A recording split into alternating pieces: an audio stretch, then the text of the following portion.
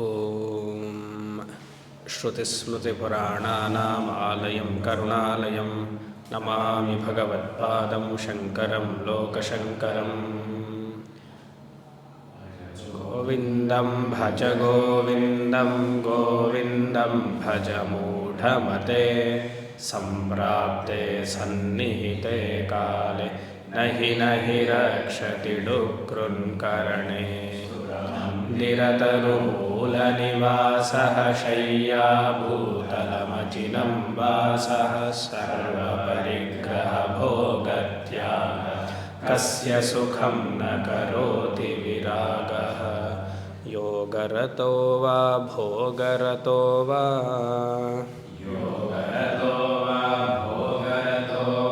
ಸಂಗರತೋ ವಾ ಸಂಗವಿಹೀನಃ. ಯಸ್ಯ ಬ್ರಹ್ಮಣಿ ರಮತೆ ಚಿತ್ತಂ ನಂದತಿ ನಂದತಿ ನಂದತ್ಯೇವ.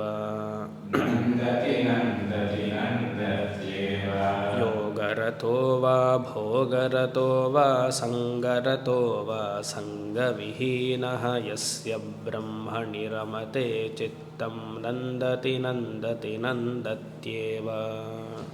ಯೋಗರತೋ ವಾ ಭೋಗರತೋ ವಾ ಸಂಗರತೋ ವಾ ಸಂಗವಿಹೀನಃ. ಯಸ್ಯ ಬ್ರಹ್ಮಣಿ ರಮತೆ ಚಿತ್ತಂ ನಂದತಿ ನಂದತಿ ನಂದತ್ಯೇವ.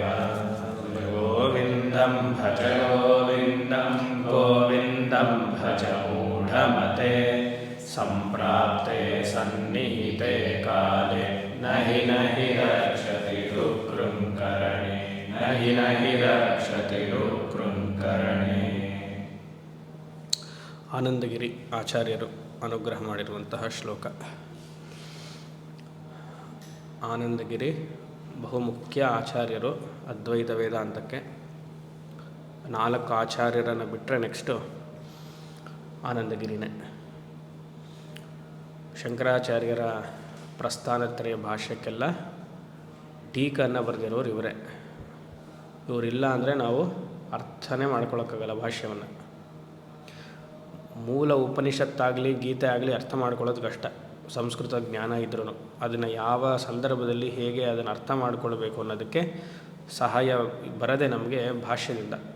ಶಂಕರ ಭಾಷ್ಯದನ್ನು ಅರ್ಥ ಮಾಡಿಕೊಂಡ್ರೆ ಮೂಲ ಮಂತ್ರಗಳಾಗಿರುವಂತಹ ಉಪನಿಷತ್ತನ್ನು ಹೇಗೆ ಅರ್ಥ ಮಾಡಿಕೊಂಡು ತಿಳಿಬೋದು ಹಾಗೆಂತ. ಕೆಲವು ಸತಿ ಶಂಕರರದು ತಿಳಿಯೋದು ಕಷ್ಟ. ಯಾವುದೋ ಒಂದು ಕಾಂಟೆಕ್ಸ್ಟಲ್ಲಿ ಹೇಳಿರ್ತಾರೆ. ಅವರು ಸುಮಾರು ಶಂಕರರು ನಾವು ಅವ್ರಿಗಿಂತ ಉತ್ತಮರು ಅಂದ್ಕೊಂಡು ಅವ್ರು ಸುಮ್ಮನೆ ಹೇಳ್ಕೊಂಡು ಹೊರಟೋಗ್ತಾನೆ ಇರ್ತಾರೆ. ಅದ್ರ ಬ್ಯಾಕ್ಗ್ರೌಂಡ್ ಏನು ಅಂತಲೇ ಗೊತ್ತಿರಲ್ಲ. ಹಿ ಅಸ್ಯೂಮ್ಸ್ ಮೆನಿ ಥಿಂಗ್ಸ್. ಪೂರ್ವ ಭಾಗ ಎಲ್ಲ ನಮಗೆ ಚೆನ್ನಾಗಿ ಗೊತ್ತಿದೆ ಅಂತ ಶಂಕರ ಅಂದ್ಕೊಂಡು ಅದ್ರ ಬಗ್ಗೆ ಹೈಲೈಟೇ ಮಾಡದೆ ಡೈರೆಕ್ಟಾಗಿ ಹೊರಟೋಗ್ತಾರೆ. ಶಂಕರ ಸಿದ್ಧಾಂತದಲ್ಲಿ, ಅದ್ವೈತ ವೇದಾಂತದಲ್ಲಿ ಅವರು ನೇರ ಜೀವನಿಂದ ಬ್ರಹ್ಮಕ್ಕೆ ಹೊರಟೋಗ್ತಾರೆ. ಅವರೇನೋ ಅವ್ರ ಮನಸ್ಸಿನಲ್ಲಿ ನಾವೆಲ್ಲ ಜೀವಿಗಳು ಅಂತ, ಜೀವನೇ ಭ್ರಾಂತಿ ಅಂತ ಶಂಕರರ ಮನಸ್ಸಲ್ಲಿ. ಜೀವವೇ ಬ್ರಹ್ಮ ತಾನೆ, ಜೀವ ಅಂದ್ಕೊಂಡು ಬ್ರಹ್ಮಕ್ಕೆ ಹೊರಟೋಗ್ತಾರೆ ಎಲ್ಲ. ಅವ್ರಿಗೆ ಗೊತ್ತಿಲ್ಲ ನಾವೆಲ್ಲ ದೇಹಾಭಿಮಾನಿಗಳು ಅಂತ. ಅದನ್ನು ತರೋದೇ ಇಲ್ಲ ಅವರು. ಭಾಷ್ಯದಲ್ಲಿ ಅದೆಲ್ಲ ಇರೋದಿಲ್ಲ. ಆನಂದಗಿರಿ ಎಲ್ಲ ಬಂದು ಅದನ್ನು ಸರಿ ಮಾಡ್ತಾರೆ. ಮತ್ತು ಎಷ್ಟೋ ಹಳೆಯದು ಹಳೇದಲ್ಲ, ಕರ್ಮಕಾಂಡ ವಿಚಾರಗಳೆಲ್ಲ ನಮಗೆ ಗೊತ್ತೇ ಇರಲ್ಲ. ಅದೆಲ್ಲ ಆನಂದಗಿರಿ ಹ್ಯಾಸ್ ಟು ಬ್ರಿಂಗ್. ಅದೆಲ್ಲ ತೊಗೊಂಡು ಬಂದು ನಮಗೆ ಸರಿಯಾಗಿ ಅರ್ಥ ಮಾಡಿಸೋದು, ಶಂಕರ ಭಾಷ್ಯವನ್ನು ಅರ್ಥ ಮಾಡೋದಕ್ಕೆ ಮುಖ್ಯ ಸಹಾಯವನ್ನು ಮಾಡುವಂಥ ಆಚಾರ್ಯರು ಆನಂದಗಿರಿ. ಅದಕ್ಕೆ ಅವ್ರನ್ನ ಟೀಕಾಕಾರರು ಅಂತ ಕರೀತಾರೆ. ಕೆಲವು ಸತಿ ಅವ್ರದ್ದು ಅರ್ಥವಾಗಲ್ಲ ನಮಗೆ. ನಮಗೇನು ಅರ್ಥವಾಗೋದು, ಹಿಂದೂ ನ್ಯೂಸ್ ಪೇಪರು, ಇದು ಸ್ಟಾಕ್ ಮಾರ್ಕೆಟು, ಆಮೇಲೆ ಟೈಮ್ಸ್ ಆಫ್ ಇಂಡಿಯಾ ಅಷ್ಟೇ ಅರ್ಥ ಆಗೋದು ನಮಗೆ. ಇದೆಲ್ಲ ಅರ್ಥವೇ ಆಗಲ್ಲ. ಅದಕ್ಕೆ ಅದು ಅವ್ರದ್ದು ಅರ್ಥ ಆಗಲ್ಲ. ಅದಕ್ಕೆ ಇನ್ನೊಂದು ಸ್ವಾಮಿ, ಫುಟ್ ನೋಟ್ ಸ್ವಾಮಿ ಅಂತ, ಟಿಪ್ಪಣಿ ಸ್ವಾಮಿ ಅಂತ ಬರಬೇಕು. ಮೂಲಂ, ಭಾಷ್ಯಂ, ಟೀಕಾ, ಟಿಪ್ಪಣಿ ಅದು ಅರ್ಥವಾಗಲ್ಲ. ವಾರ್ತಿಕ ಅಂದರೆ ವಾರ್ತಿಕ ಅದು ಇನ್ನೂ ತುಂಬ ಪ್ರೌಢ ಗ್ರಂಥನೇ ಅದು. ಅಂದರೆ ಭಾಷ್ಯವನ್ನು ಆಧರಿಸಿ ವಾರ್ತಿಕದಲ್ಲಿ ಸುರೇಶ್ವರಾಚಾರ್ಯರ ಹಲವಾರು ಕಡೆ ಶಂಕರರು ಈ ರೀತಿಯಾಗಿ ಹೇಳಿದ್ದಾರೆ, ಸರಿಯಾಗಿ ಹೇಳಿಲ್ಲ ಅಂತೆಲ್ಲ ಸುರೇಶ್ವರರು ವಾದ ಮಾಡ್ತಾರೆ. ನೀವು ಹೀಗೆ ಹೇಳಬೇಕಾಗಿತ್ತು ಅಂತ ಶಂಕರರಿಗೆ ಹೇಳ್ತಾರೆ. ಇನ್ನಂದರೆ ಬೈಯೋದು ಅಂತಲ್ಲ, ಇನ್ನೂ ವಿಸ್ತಾರವಾಗಿ ಹೇಳ್ಬೋದಾಗಿತ್ತು, ನಿಮಗದು ಸುಲಭ ಇತ್ತು, ನೀವು ಹೇಳಲಿಲ್ಲ ಅಂತ. ಆ ರೀತಿಯಾಗಿ ಆನಂದಗಿರಿ ಆಚಾರ್ಯರು ಇದನ್ನು ಅನುಗ್ರಹ ಮಾಡಿರುವಂತಹ ಶ್ಲೋಕ. ಇದು ತುಂಬ ಸರಳವಾಗಿದೆ ಶ್ಲೋಕ. ಹಿಂದಿನ ಶ್ಲೋಕದಿಂದ ತೊಗೊಂಡು ಬಂದರೆ ನೀವು ಪ್ರಶ್ನೆ ಕೇಳ್ಬೋದು, ಏನು ಸ್ವಾಮಿ ಹಾಗಾದರೆ ಕಸ್ಯ ಸುಖಂನ ಕರೋತಿ ವಿರಾಗ, ವೈರಾಗ್ಯವನ್ನು ಬೆಳೆಸ್ಕೊಂಡಿರುವಂತಹ ಅವನಿಗೆ ಸುಖ ಅಂತ ಹೇಳಿದ್ರೆ, ಸಂತೋಷ ಅಂತ ಹೇಳಿದ್ರೆ, ಅಂದರೆ ನಮಗೆಲ್ಲ ಪಾಸಿಬಿಲಿಟಿ ಇಲ್ವಾ ಅಂತ ನೀವು ಕೇಳ್ಬೋದು. ಅಂದರೆ ನಾವು ಗೃಹಸ್ಥರಿಗಲ್ವಾ ಇಲ್ವಾ, ಸನ್ಯಾಸಿಗೇನಾ ಮಾತ್ರ ಇದು ಅಂತ ಕೇಳಿದ್ರೆ ಆನಂದಗಿರಿ ಓಡಿ ಬಂದು ಯಾರು ಹಾಗೆ ಹೇಳಿದ್ದು, ಎಲ್ಲರಿಗೂ ಇದೆ ಅನ್ನೋದಕ್ಕೆ ಇದು ಶ್ಲೋಕ ಅಲ್ಲವಾ. ನೀನು ಯೋಗಿ ಆಗಿರು, ನೀನು ಭೋಗಿ ಆಗಿರು, ನೀನು ಸಂಘದಲ್ಲಿರು, ನೀನು ಸಂಘವಿಹೀನನಾಗಿರು. ಯಾರ ಮನಸ್ಸು ಬ್ರಹ್ಮಾಕಾರ ವೃತ್ತಿಯಲ್ಲಿ ಇದೆಯೋ ಅವರು ಸಂತೋಷವಾಗಿರ್ತಾರೆ. ನಂದತಿ ನಂದತಿ ನಂದತ್ಯವ ಅಷ್ಟೇ ಅಲ್ವಾ. ಯಸ್ಯ ಬ್ರಹ್ಮಣಿ ಯಸ್ಯ ಚಿತ್ತಂ ಬ್ರಹ್ಮಣಿ ಏವ ರಮಂತೆ, ಸಾ ಸೇರಿಸ್ಕೊಳ್ಬೇಕು, ಸಾ ನಂದತಿ ನಂದತಿ ನಂದತಿ. ಆ ಏವಕಾರ ಇದೆ, ನಂದತ್ಯೇವ ಇದೆ. ಆ ಏವವನ್ನು ಯಸ್ಯ ಚಿತ್ತಂ ಬ್ರಹ್ಮಣ್ಯೇವ ರಮಂತೆ ಅಲ್ಲೂ ಹಾಕ್ಕೊಳ್ಬೋದು, ಇಲ್ಲ ಯಸ್ಯ ಚಿತ್ತಂ ಬ್ರಹ್ಮಣಿ ರಮಂತ್ಯೇವ ಅಂತಲೂ ಹಾಕ್ಕೊಳ್ಬೋದು. ಆ ಏವ ಎಲ್ಲಿ ಬೇಕಾದರೂ ಹಾಕ್ಕೊಳ್ಬೋದು. ರಮಂತ್ಯೇವ ಸಾ ಭಕ್ತಾ ಅಥವಾ ಯಾರೋ ಸಾ ಮನುಷ್ಯ ಅಂಥವರ ಮನಸ್ಸಿನಲ್ಲಿ ನಂದತಿ ಸಂತೋಷ, ನಂದತಿ ಸಂತೋಷ, ನಂದತಿ ಏವ ಸಂತೋಷ. ಅಂದರೆ ಆಧ್ಯಾತ್ಮಿಕವಾಗಿ ಸಂತೋಷ, ಅಧಿದೈವಿಕವಾಗಿ ಸಂತೋಷ, ಅಧಿಭೌತಿಕವಾಗಿ ಸಂತೋಷ ಅಂತ ಯಾವುದೇ ರೀತಿಯಾಗಿ ಅವನಿಗೆ ತೊಂದರೆನೇ ಬರೋದಿಲ್ಲ. ತೊಂದರೆ ಬರೋದಿಲ್ಲ ಅಂದರೆ ಇರುವಂತಹ ತೊಂದರೆನೂ ಅವನು ತುಂಬ ಕಮ್ಮಿಯಾಗಿ ನೋಡ್ತಾನೆ. ಸನ್ಯಾಸಿಗಳಿಗೆ ಮಾತ್ರ ಅಂತಲ್ಲ, ಯೋಗರತೋವ ಅಂದರೆ ಇಲ್ಲಿ ಸನ್ಯಾಸಿ ಅಂತ, ಭೋಗರತೋವ ಅಂದರೆ ಗೃಹಸ್ಥ ಅಂತ ಅರ್ಥ.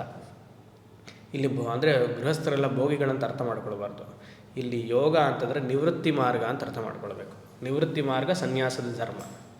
ಭೋಗರತೋವ ಅಂದರೆ ಪ್ರವೃತ್ತಿ ಮಾರ್ಗ ಅಂತ ಅರ್ಥ ಮಾಡ್ಕೊಳ್ಬೇಕು.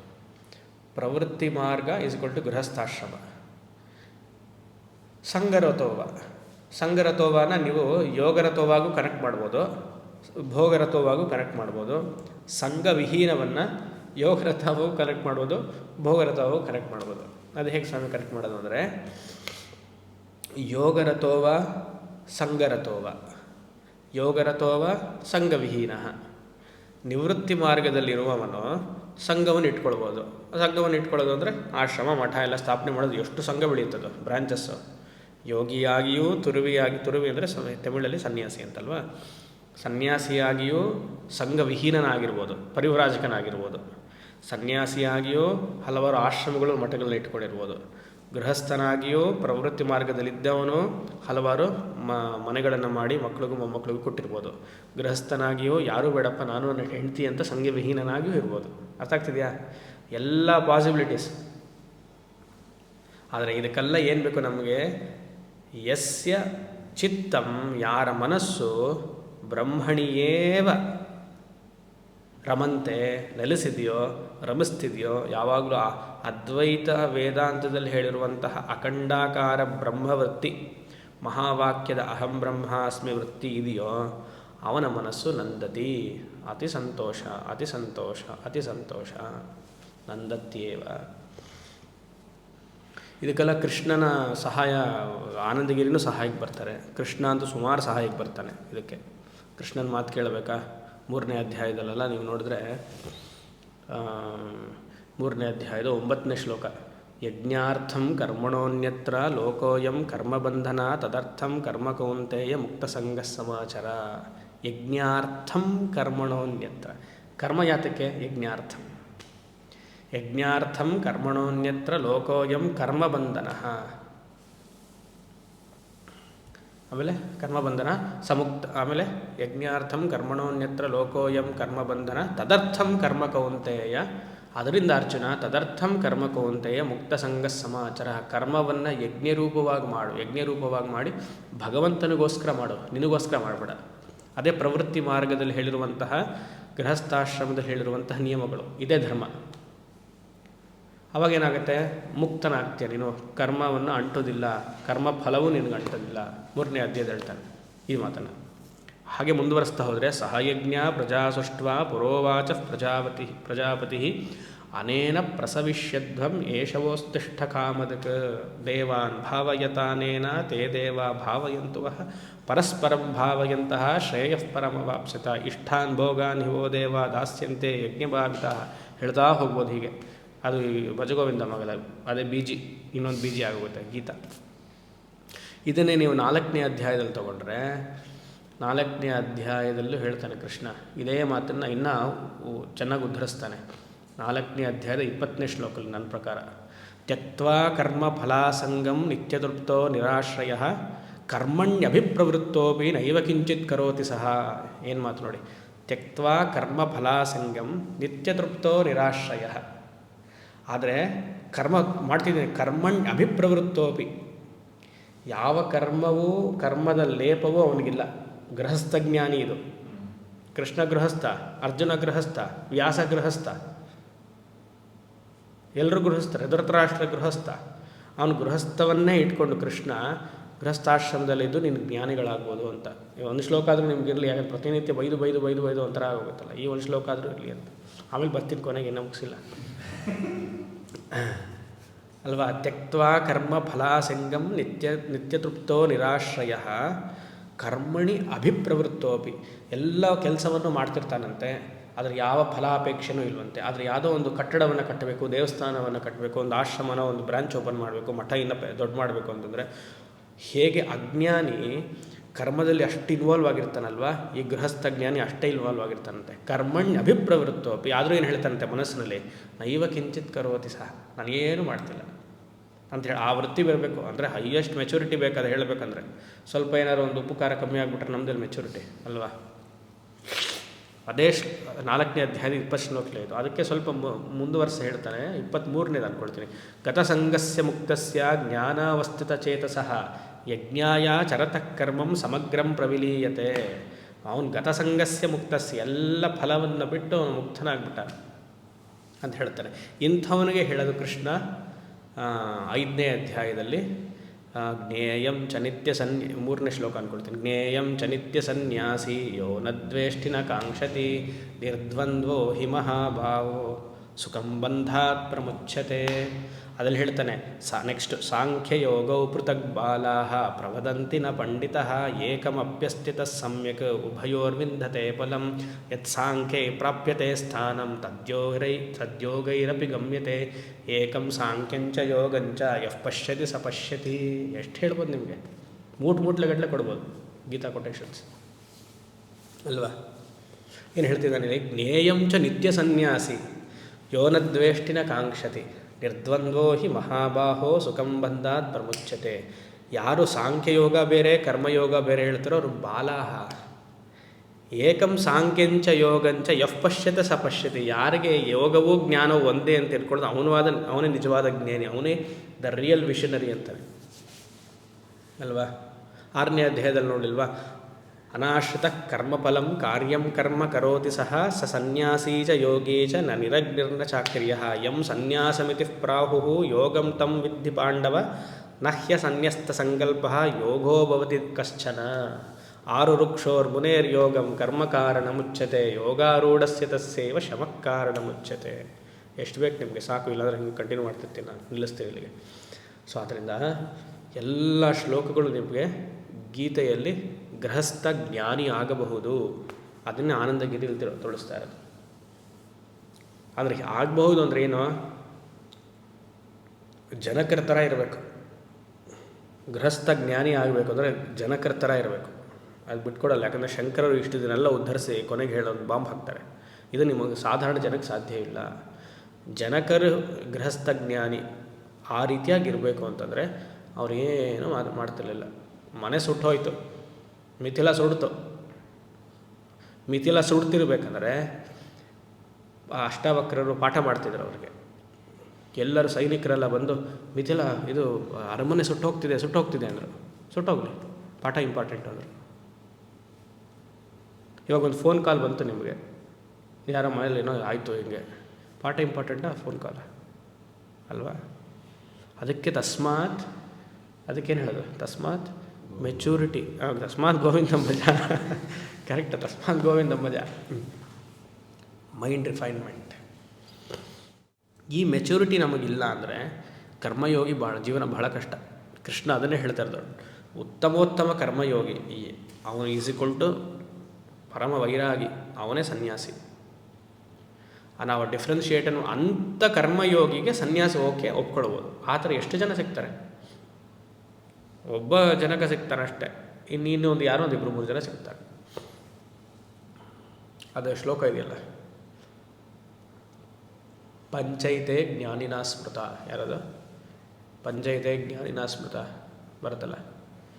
ಕೃಷ್ಣೋ ಭೋಗಿ ಶುಕಸ್ತ್ಯಾಗಿ ನೃಪೌ ಜನಕ ರಾಘವೋ ವಸಿಷ್ಠ ಕರ್ಮಕರ್ತ ಚ ಪಂಚೈತೆ ಜ್ಞಾನಿನಾ ಸ್ಮೃತ. 5 ಜನ ಜ್ಞಾನಿಗಳಂತೆ. 2 ಹೇಳ್ತಾರೆ, ಒಬ್ಬ ವೈಯರ ಯೋಗಿಗೂ ಹೇಳ್ತಾರೆ, ಭೋಗಿ ಅಂದರೆ ಪ್ರವೃತ್ತಿ ಮಾರ್ಗದಲ್ಲಿರೋರಿಗೂ, ನಿವೃತ್ತಿ ಮಾರ್ಗದಲ್ಲಿ. ಕೃಷ್ಣೋ ಭೋಗಿ, ಕೃಷ್ಣ ಜ್ಞಾನಿನ ಇಲ್ವಾ? ಜ್ಞಾನಿ. ಯಾಕಂದರೆ ಭಗವದ್ಗೀತೆ ಕೊಟ್ಟಿದ್ದಾನೆ, ಉದ್ಧವ ಗೀತೆಯನ್ನು ಕೊಟ್ಟಿದ್ದಾನೆ. ಕೃಷ್ಣೋ ಭೋಗಿ. ಶುಕಃ ತ್ಯಾಗಿ, ವೈರಾಗ್ಯ, ಅವಧೂತ ಸ್ಥಿತಿಯಲ್ಲಿದ್ದವಂಥವ್ರು. ಕೃಷ್ಣೋ ಭೋಗಿ ಶುಕಸ್ತ್ಯಾಗಿ ನೃಪೌ ಜನಕ ರಾಘವವು.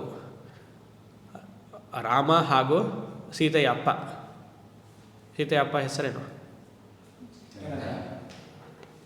ನೃಪೌ ಜನಕ ರಾಘವವು. ಅಲ್ಲಿ ಬಂತಲ್ಲ, ಅಂದರೆ ನೃಪ ಅಂದರೆ ರಾಜ್ಯವನ್ನು ಆಳ್ತಿದ್ರು. ನೃಪೌ ಜನಕ ರಾಘವವು ವಸಿಷ್ಠ ಕ್ಷತ್ರಿಯ. ನೋಡಿ, ಹಿಂದಿನ ಶ್ಲೋಕದಲ್ಲಿ ಕ್ಷತ್ರಿಯರು ಜ್ಞಾನಿಗಳಾಗ್ಬೋದು ಅಂತ, ಅಲ್ಲಿ ಅವಧೂತರು ಜ್ಞಾನಿ ಅಂತ, ಇಲ್ಲಿ ಕೃಷ್ಣ ಭೋಗಿಯೋ ಜ್ಞಾನಿ ಅಂತ. ವಸಿಷ್ಠ ಕರ್ಮಕರ್ತ ಚ, ಬ್ರಾಹ್ಮಣ, ಪ್ರತಿನಿತ್ಯ ಹೋಮವನ್ನು ಮಾಡ್ತಾನೆ. ನಾವು ಒಂದು ಗಣಪತಿ ಹೋಮಕ್ಕೆ, ಒಂದು ದಕ್ಷಿಣಾಮೂರ್ತಿ ಹೋಮಕ್ಕೆ ಅಲ್ವಾ, ಬೆಳಗ್ಗೆ ದೊಡ್ಡ ಯಾಗವನ್ನು ಮಾಡ್ತಿದ್ದಂತೆ ವಸಿಷ್ಠರು. ಯಾವಾಗಲೂ ಅವರು, ನಮ್ಮ ಕೈಲಿ ಯಾವಾಗಲೂ ಮೊಬೈಲ್ ಇದ್ದಾಗೆ ಅವ್ರ ಕೈಲಿ ಯಾವಾಗಲೂ ಸುಖಸುರುವ ಇರೋದು. ಪ್ರತಿನಿತ್ಯ ಹೋಮ ಒಬ್ಬರೇ ಮಾಡೋರು ದೊಡ್ಡ ಯಾಗವನ್ನು. ವಸಿಷ್ಠ ಕರ್ಮಕರ್ತ ಚ ಪಂಚೈತೆ ಜ್ಞಾನಿನಾ ಸ್ಮೃತ. ಹೇಗೋಪ್ಪ, ಗೃಹಸ್ಥದಲ್ಲಿರ್ತಿರೋ, ಇದಲ್ಲಿರ್ತಿರೋ, ತುರ್ಯಾಶ್ರಮದಲ್ಲಿರ್ತಿರೋ, ಮನಸ್ಸನ್ನು ಆತ್ಮನಲ್ಲಿ ನಿಲ್ಲಿಸ್ಕೊಳ್ಳೋದೇ ಲಕ್ಷ್ಯ. ಅದು ಹೇಗಾದರೂ ಇರಲಿ, ಈ ಜನ್ಮದೊಳಗಡೆ ಈ ಜನ್ಮ ತಗೊಂಡಿದ್ದ ಸಾಫಲ್ಯ ಗಳಿಸ್ಬಿಡ್ಬೇಕು ಅಲ್ವಾ. ಅದಕ್ಕೆ ತಾನೇ 2ನೇ ಅಧ್ಯಾಯದಲ್ಲಿ ಗೀತಾ ಕೃಷ್ಣ ಹೇಳಿದ್ದು, ನೇಹ ವಿಕ್ರಮನಾಶೋಸ್ತಿ ಪ್ರತ್ಯವಾಯೋ ನ ವಿದ್ಯತೆ ಸ್ವಲ್ಪಮಪ್ಯಸ್ಯ ಧರ್ಮಸ್ಯ ತ್ರಾಯತೆ ಮಹತೋ ಭಯಾತ್. ಸ್ವಲ್ಪ ಬಿಟ್ಟರೆ ಸ್ವಲ್ಪ ಆದರೂ ಈ ಕಡೆ ಬಾ ಅರ್ಜುನ, ಒಳಗಡೆ. ಸ್ವಲ್ಪಮಪ್ಯಸ್ಯ ಧರ್ಮಸ್ಯ ತ್ರಾಯತೆ ಮಹತೋ ಭಯಾತ್. ಸುಮಾರು ಕಷ್ಟಗಳಿಂದ ಪಾರಾಗ್ತಿ ಆತ್ಮಜ್ಞಾನಕ್ಕೆ ಬಂದರೆ ನೀನು. ಇದನ್ನೇ ಕೇನೋಪನಿಷತ್ತು ಹೇಳ್ತು. ನಚೇದ್ ಇಹ ಇದೆ, ಕೇನೋಪನಿಷತ್ತು ಹೇಳುತ್ತಲ್ಲ, ಇಹ ಚೇದ್ ಅವೇದೀತ ಅಥ ಸತ್ಯವಸ್ತಿ ನಚೇದ್ ಇಹಾವೇದೀನ್ ಮಹತೀ ವಿನಷ್ಟಿ ಭೂತೇಶು ಭೂತೇಶು ಪ್ರೇತ್ಯಾಸ್ಮಾತ್ ಲೋಕಾದ್ ಅಮೃತಾ ಭವಂತಿ. ಇಲ್ಲಿ ಜನ್ಮ ತಗೊಂಡು ವೇದಾಂತ ಅಧ್ಯಯನ ಮಾಡದೆ ಬೇಡದೇ ಇರೋದನ್ನೆಲ್ಲ ಮಾಡಿಕೊಂಡಿದ್ರೆ ಮಹತೀ ವಿನಷ್ಟಿ ಅಂತ ಬೈಯುತ್ತೆ ಕೇನೋಪನಿಷತ್ತು. ಬೃಹದಾರಣ್ಯಕ ಉಪನಿಷತ್ತು ಇದೇ ಹೇಳುತ್ತೆ. ಆತ್ಮಾನ ಕೊನೆಗೆ ಬರುತ್ತೆ, ಆತ್ಮಾನಂ ವಿದಿತ್ವ ಅಸ್ಮಾತ್ ಲೋಕಾತ್ ಪ್ರೈತಿ ಸ ಬ್ರಾಹ್ಮಣ, ಆತ್ಮಾನಂ ಅವಿದಿತ್ವ ಅಸ್ಮಾತ್ ಲೋಕಾತ್ ಪ್ರೈತಿ ಸ ಕೃಪಣ.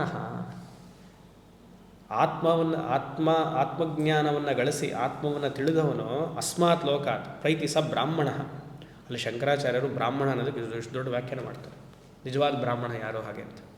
ಯಾರು ಅವಿದಿತ್ವ ತಿಳಿಲ್ವೋ ಸ ಕೃಪಣ, ಕೇವಲ ಅವನು ಮರಮಂಡೆ ಅಂತ ಅರ್ಥ, ಯೂಸ್ಲೆಸ್ ಫೆಲೋ ಅಂತ ಅರ್ಥ. ಈ ರೀತಿಯಾಗಿ ಯಾವುದೋ ಮನಸ್ಸಿನಲ್ಲಿ ಒಂದು ವೃತ್ತಿ ಇರಬೇಕು. ಯಾವ ವೃತ್ತಿ?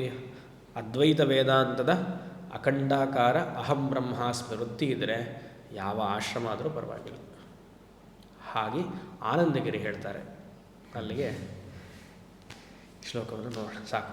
ಓಂ ಶಂ ಅಸತೋ ಮಾ ಸದ್ಗಮಯ ತಮಸೋ ಮಾ ಮೃತ್ಯೋರ್ಮಾ ಅಮೃತಂ ಗಮಯ. ಓಂ ಶಾಂತಿ ಶಾಂತಿ ಶಾಂತಿ.